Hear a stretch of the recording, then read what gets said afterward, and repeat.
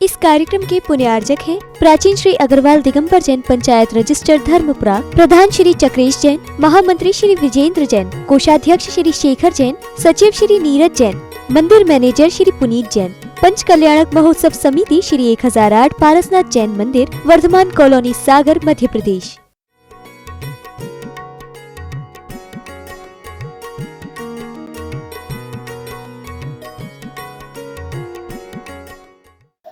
आत्मा, अब उसकी ओर दृष्टि करिए। कब तक संवारोगे शरीर को, कब तक श्रृंगार करोगे शरीर का। इसके श्रृंगार करते करते तेरा पूरा जीवन लग जाएगा, पर ये अपने स्वभाव को छोड़ने वाला नहीं है, क्योंकि इसकी जो प्रकृति है, इसका जो स्वभाव है, ये कभी जाने वाला नहीं है। आज उसी विषय को लेकर के और अच्छे से आप लोगों को अध्यात्म की उस बात पर ले जा रहे हैं मुखमाटी में, कि कब तक तुम अपने इसको सुधारने की, संवारने की कोशिश करोगे। अब तो आत्मा की ओर दृष्टि करिए। आत्मा को सुधारना है। फूल शाख से न तोड़िए, खुशबू से प्यार। फूल को तोड़ने की, तुझे फूल क्यों तोड़ रहा है? तुझे खुशबू की जरूरत है। अरे दूर से जब तेरी नाक में खुशबू आ रही है तो अब तोड़ने की जरूरत क्या है? पर होता ही है कि आत्मा खुशबू तो लेता ही है, लेकिन जो खुशबू देने वाला है उसको भी तोड़ने की कोशिश करता है। बस आज का वही विषय है। एक जीव है, एक रागी जीव है, एक विरागी जीव है। त्यागी और विरागी का और रागी, संसार में प्राणी सुख का प्यासा है, परंतु क्या? रागी का लक्ष्य बिंदु अर्थ है। क्या रहा रागी का बिंदु? अर्थ रहा। और त्यागी विरागी का परमार्थ। एक का लक्ष्य परमार्थ होता है, एक का लक्ष्य सांसारिक अर्थ होता है। बस अंतर इतना है, सूक्ष्म अभेद भेद रेखा बाहरी आदान प्रदान पर आधारित नहीं है। पेज नंबर निकाला मुखमाटी पे 141 है, 141 पे चल रहा है अपन। यानी सूक्ष्म अभेद रेखा बाहरी आदान प्रदान पर आधारित नहीं, भीतरी घटना है। ये बाहर की घटना नहीं। कौन सी घटना है? भीतर की घटना है, शास्त्रित है, अपने उपादान की देन है, निमित्त की देन नहीं है। आपका उपादान किसकी ओर, अर्थ की ओर जा रहा है कि परमार्थ की ओर जा रहा है? सोच। क्योंकि शिल्पी श्रृंगार रस जब अहंकार में तना हुआ है उसको समझा रहा है, तो शिल्पी का संबोधन उसको बहुत अच्छे से हो रहा है। और होते हुए यहाँ शिल्पी श्रृंगार रस के बारे में और अच्छा सा कहा, सही अलंकार सही श्रृंगार भीतर झांको, आंखों से हे श्रृंगार। बाहर कहाँ देख रहे हो? बाहर देखने से कुछ होने वाला नहीं है। अब आज की मुखमाटी आगे बढ़ती है। श्रृंगार की कोमलता को पूछता यह कौन? श्रृंगार की कोमलता को पूछता यह है, किस लय से, किस लिए, किस लय ये, किस लिए, है ना? आओ, यहाँ किस लय का अर्थ आपको मालूम है? जब जी पत्ते आते ना नम छोटे छोटे, तो नवीन नवीन जो कोपले आती हैं, कोपल जिसे अपन कहते हैं, उसको किसलय कहते हैं, है ना? उसको किसलय कहा जाता है। तो जब कोपल वो होती छोटी, बिल्कुल बड़ी सुंदर मुलायम होती है, किस लय किस लिए किस लय में गीत गाते हैं। बड़े कोमल कोमल जैसे शब्द है ना, किस लय किस लिए। आपकी उस कोमलता यानी भी जैसे कोमल गीत है, किस लय, यहां शब्द को तोड़ दिया है। किस लय में गीत गाते हैं, किस वलय में आ, किस वलय में कीर्त जाते हैं, यानी जुड़ जाते हैं। जैसे यहां पे वलय का अर्थ है गोल, वो पोली कोमलता सर्वत्र, उस कोपल में सब तरह से बिल्कुल दिखाई देती है। मृदुपना कहती नहीं है, बताती नहीं है कि मैं कोमल हूं। वो अपने यहाँ कहावत है कि हीरा मुख से ना कहे लाख हमारो मोल। जैसे हीरा कभी अपने मुख से अपना मूल्य नहीं कहता कि मेरा कितना मूल्य है, ये तो परखने वाला ही अपने आप उसके मूल्य को समझ लेता है। वैसे ही जैसे उस कोपल की कोमलता को देख करके उसको सर्वत्र बलिया गीत गाती नहीं। इस गीत में प्रश्नवाचक लगा है, यानी किस लय में गीत गाते हैं। अपनी कोमलता का गीत नहीं गाते, बताते नहीं है। और किस वलय में आ, किस वलय में कीर्त जाते हैं, यानी चिल्लाते। कीर्त का अर्थ अपन यहाँ पे ये भी है, एक गीत। और अपने मुख से ना कहे कि मैं बहुत कोमल हूं, मैं बहुत कोमल हूं, ऐसी अपनी मृदुता को ये ऐसा कहती नहीं है। और सुनो, और अंत अंत में श्वास इनके किस लय में रीत जाते हैं। देखिए एक समय वही है कि उसकी कोमलता अपनी चरमन सीमा पर रहती है, लेकिन एक समय उसी कोपल का वो आता है, धीरे धीरे जब वो बढ़ते बढ़ते और पत्ती का रूप पूरा ले लेती है, और लेकर के वो धीरे धीरे धीरे धीरे उसकी कोमलता, उसकी मृदुता किस लय में रीत जाते हैं। किस लय, ये किस लिए किस लय में गीत गाते हैं। थोड़ा सा शब्दों का खेल है यहां पर आचार्य जी ने, कि देखिए यहां पर ये दुनिया की इस परंपरा को देखते हैं, इस दुनिया की रीति को देखते हैं कि जो कभी बचपन में बड़ा सुंदर था, बुढ़ापे में वही व्यक्ति कितना सुंदर है। लोग याद करते कि देखो बचपन कहाँ गया, जितने समय हमारा वो अच्छा शरीर, सुंदर रूप, खेल कूद, जैसे चाहे जहां चाहो जैसा कूदो वैसे छलांग लगाओ। बुढ़ापे में लोग कहते हैं बचपन के दिन याद आते हैं। ऐसी यहां पुद्गल की परिणति के बारे में उस किसलय कोपल को एक माध्यम बना करके, कि उस कोपल की एक समय वह था कि जिसकी सुंदरता, जिसकी कोमलता सबसे ज्यादा थी, पूरा सर्वत्र बलियाकार जहां देखो वहां, लेकिन उसको कोमलता बताने नहीं पड़ती थी। आज धीरे धीरे धीरे जब वह विकास चरम पर पहुंचती है, पर्यायों की परिणति भी बिल्कुल ऐसी ही है कि जो बचपन में था वो जवानी में नहीं, अब जो जवानी में था वो प्रौढ़ अवस्था में नहीं, और प्रौढ़ अवस्था में जो है तो वो बुढ़ापे में नहीं। बस याद करो, लोग गीत गाते हैं, भैया हम जब तुम्हारे जैसे थे क्या करत थे, हम तो ऐसा करते थे, अब क्या करें, अब हिम्मत नहीं रही।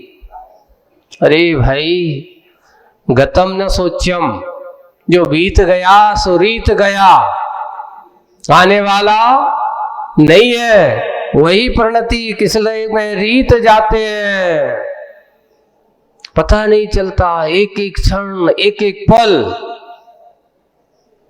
हमारी श्वास श्वास पर, जो वही कहा कि श्वास श्वास, अंत में श्वास श्वास इनके किस लय में रीत जाते हैं, पता नहीं चलता।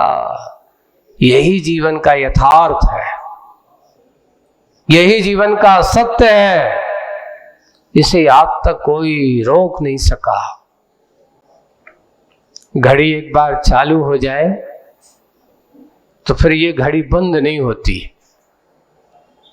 ये अपनी घड़ी है, इसमें कोई सेल की जरूरत नहीं पड़ती, बैटरी की जरूरत नहीं पड़ती। हाँ, पर्याय में, अब वो कहते कि पर्याय में जिस समय तेरा जन्म हुआ, आगमन हुआ,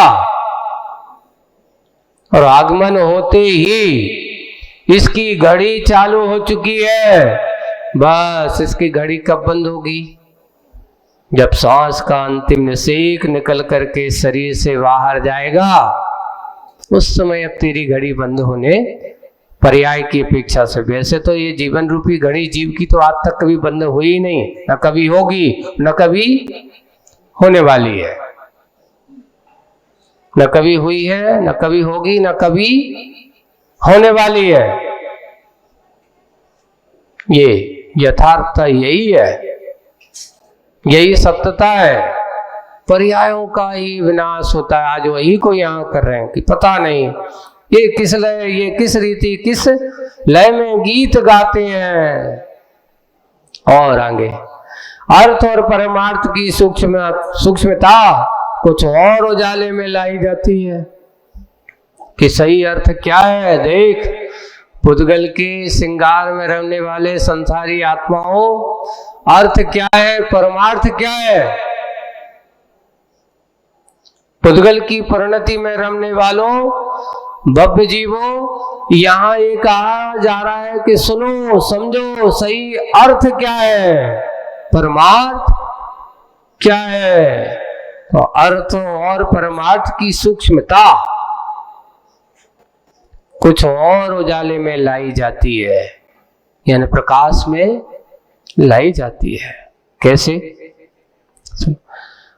अंतिम भाग बाल का भार भी, देखो बाल जो है उसका छोटा सा टुकड़ा है, अंतिम भाग ऐसा, जिस तुला में तुलता है। कौन सी तुला? उसके वजन नापने वाली कोई ना कोई बारीक तुला। वह कोयले की तुला नहीं, साधारण सी। अब आपको जिससे कोयला तोला जा रहा हो, उसे कहो तो बाल को टुकड़े को तुम तोल के बताओ, तो उससे उसे तोला नहीं जा सकता। तो उन्हें कहा अंतिम भाग बाल का भार भी जिस तुला पर तुलता है, वह कोयले की तुला नहीं, साधारण सी। सोने की तुला कहलाती है असाधारण। असाधारण का अर्थ विशेष, साधारण का अर्थ सामान्य। वह विशेष तुला है जिस पर वह बाल का बालाग भी तोला जा सकता है कि कितना छोटा सा छोटा तोड़ा जो होती सोने की तुला पर, उस पे ऐसा। तो सोने की तुला भी कहलाती असाधारण। सोना तो तुलता, सो अतुलनीय नहीं है। सोना अतुलनीय नहीं है क्योंकि तुलता है, और तुला कभी तुलती नहीं। बताओ, देखो तराजू को तोलने वाला कोई नहीं, क्योंकि वो दूसरों को तो तोलती है पर स्वयं को नहीं तोलती है।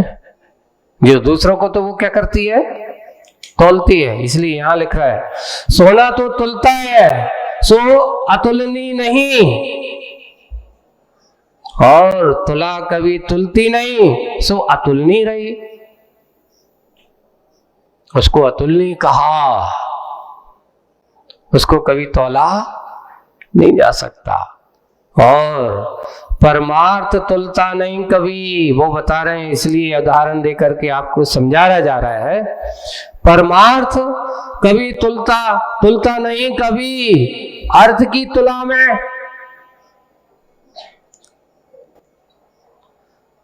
अर्थ की तुला बनाना अर्थ सारथी का अर्थ ही नहीं जानना है।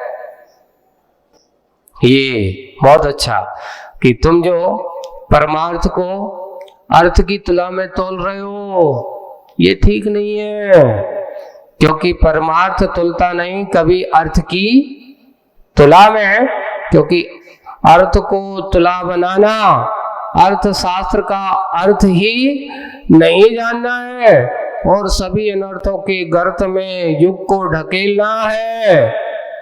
अर्थ सारथी को यह अर्थ क्या ज्ञात है?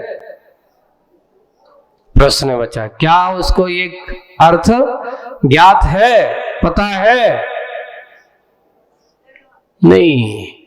सही बात तो अर्थ यही है कि आज तक कोई अर्थशास्त्री ने, बड़े बड़े अर्थ को देखने वाले, बड़े बड़े अर्थ की व्यवस्थाएं, अर्थशास्त्री आते हैं, उनका विनिमय करते हैं, कौन कितना कैसा कहां से लेखा जोखा बना लेते हैं, लेकिन आज तक कोई भी अर्थशास्त्री ने परमार्थ को तौल नहीं पाया। न तो भी तौल सकता है, क्योंकि वह अतुलनीय है, उसको तौला नहीं जा सकता। जो अतुलनीय है उसको तोलने की कोशिश नहीं की जा सकती। क्या उसे ज्ञात नहीं? उसे अनर्थ के गर्त में क्यों ढकेल रहा? अर्थशास्त्री को सही अर्थ ज्ञात नहीं। इस प्रसंग में स्वर का स्मरण तक नहीं हो सका, स्वर का स्मरण तक नहीं हो सका। यूं दबे मुख से निकले श्रृंगार के कुछ स्वर।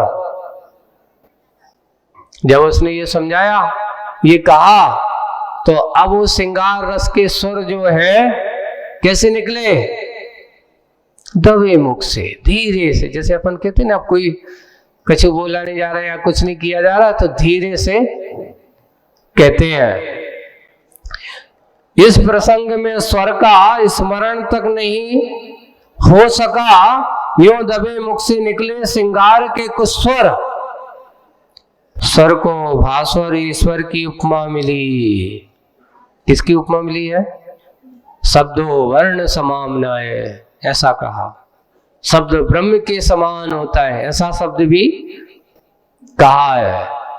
इसलिए यहां क्या कह रहे हैं? श्रृंगार रस के को स्वर नहीं निकले, स्वर को भास्वर ईश्वर की उपमा मिली है।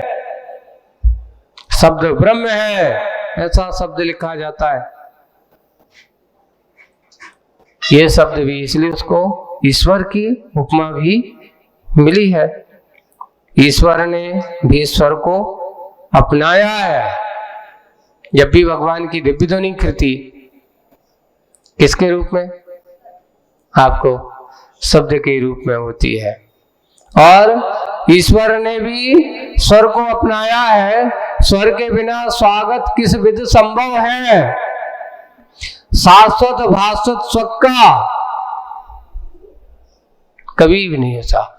ये हमारे पास जो जिनवाणी है, आज आप लोगों को पढ़ने में आ रही है, चाहे वो मूक माटी हो, समय सार हो, प्रवचन सार हो, आदि आदि, कोई भी जितने भी प्रवचन हैं, जितने भी शब्द हैं, ये शब्द का एक ब्रह्म का स्वरूप माना है, और शब्द को ईश्वर का रूप जैसा दिया है।